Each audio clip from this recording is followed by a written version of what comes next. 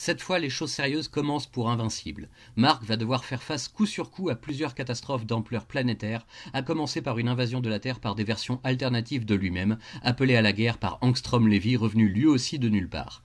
Les scènes de destruction et de chaos sont légion dans l'ensemble de notre monde, les grandes villes sont rasées et les victimes se comptent par centaines de milliers si ce n'est davantage.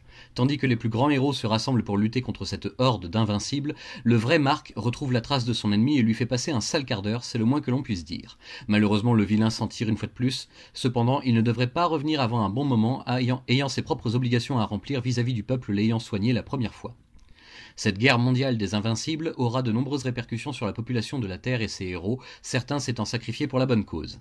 Mais les débris sont à peine déblayés qu'arrive une nouvelle menace terrible. Conquest, un agent Viltrumite, vétéran et surpuissant même pour un membre de son espèce, est là pour botter le cul de Mark et le réduire en charpie pour le punir de s'être montré trop lent dans l'opération d'assimilation de la Terre. Le combat qui s'ensuit est épique à plus d'un titre, et Mark doit dépasser ses propres limites à plusieurs reprises tout en tentant de protéger sa copine, Atom Eve, qui affronte le vilain elle aussi avec le maximum de puissance issue de ses propres pouvoirs. Il s'en faudra pratiquement d'un cheveu, mais la victoire sera finalement acquise, très douloureusement. Comme si cela ne suffisait pas, les Kalmars décident que l'heure de leur invasion de la Terre a enfin sonné et qu'il est temps de partir à la recherche de nouveaux hôtes pour étendre leur esprit collectif. Les nouveaux gardiens du globe et Invincibles luttent côte à côte contre ce danger ayant déjà pris position à Houston, alors que Mark se remet à peine de sa confrontation toute récente avec une nouvelle arrivée, Universa, qui l'a bien malmenée elle aussi. L'enchaînement de toutes ces épreuves et péripéties pousse rapidement Mark à réfléchir sur la situation et sur la façon dont il traite chacune des menaces qui viennent le combattre et mettre en péril le fragile équilibre de la planète. Déterminé à ne plus jamais laisser quiconque prendre les coups à sa place, le jeune super-héros et adulte en devenir décide que ça suffit et qu'à partir de maintenant, il n'hésitera plus à tuer quand ce sera nécessaire. Angstrom aurait dû en effet être arrêté définitivement bien plus tôt selon lui, tout comme Conquest, mais les choses ne sont pas si simples cependant.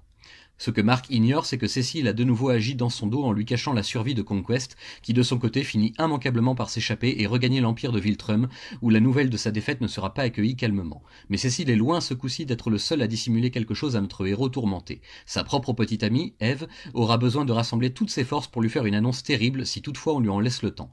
En effet, voilà que Nolan et Allen débarquent sur Terre à leur tour pour demander l'aide de Mark dans la grande guerre qui va bientôt commencer contre les Viltrumites. Revoir son père en vie est un choc qui pousse Mark à réfléchir encore davantage sur sa mission et ce qu'il représente en tant qu'invincible, et peut-être à revenir vers de meilleures dispositions avant que le pire ne s'abatte à nouveau sur lui et ses proches. Dans cette 6e intégrale de la série Invincible proposée chez nous par Delcourt, nous avons droit à pas moins de 3 grosses crises principales qui seront toutes traitées pratiquement à la suite les unes des autres, sans temps mort pour Mark et ses alliés, alors que ses ennemis, eux, prennent le temps de récupérer entre deux assauts. Ça rend la lecture de ce tome très dynamique et assez rapide en fin de compte, car il y a beaucoup d'actions et de pleines pages pour les combats les plus spectaculaires auxquels nous ayons eu droit jusque-là. Mark se retrouve enfin à son tour confronté à un dilemme moral bien connu chez les super-héros, à savoir faut-il tuer ou non son adversaire pour éviter à coup sûr toute menace dans l'avenir proche.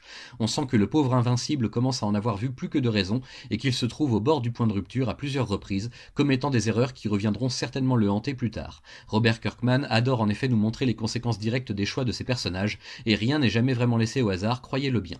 Les résultats de cette réflexion, vous les découvrirez avant la fin du tome et vous en tirerez vos propres conclusions, mais pour l'heure, il faut surtout parler de quelque chose de grave qui se passe dans un de ces chapitres. Le père d'Eve. Franchement, n'est-ce pas le discours le plus machiste et misogyne que vous ayez jamais lu venant d'un parent de super-héroïne? C'est fait exprès, bien entendu, pour accentuer le fait qu'Eve elle-même est très libre et progressiste, mais son gros beauf de paternel m'a littéralement écrasé avec sa réplique qui tue face à Mark, la façon dont il considère sa fille, sa propriété pourrait-on dire, et surtout la façon dont il pense que Mark la considère également, comme si tout homme normalement constitué ne pouvait penser que comme ça. J'espère que ça donnera du grain à moudre à tous les défenseurs du féminisme et de notre belle modernité qui est ce qu'elle est mais qui conserve tout de même des qualités indéniables. Encore une fois, vous êtes seul juge, mais ce petit dialogue à vocation humoristique et satirique fait tristement réfléchir. Blague à part, j'ai adoré cette 6e incursion dans l'univers d'Invincible ainsi que les apparitions d'autres héros emblématiques de chez Image et aussi le retour de Cory Walker au dessin le temps de quelques pages par-ci par-là pour notre plus grand plaisir. Au niveau des graphismes d'ailleurs, on sent une nette amélioration une fois encore, comme si le cap de la moitié de la série signifiait aussi un gros effort de qualité fourni par les deux dessinateurs. De grandes promesses ont été faites et j'espère surtout maintenant que cette belle qualité ne quittera pas le navire dès que les turbines se relâcheront.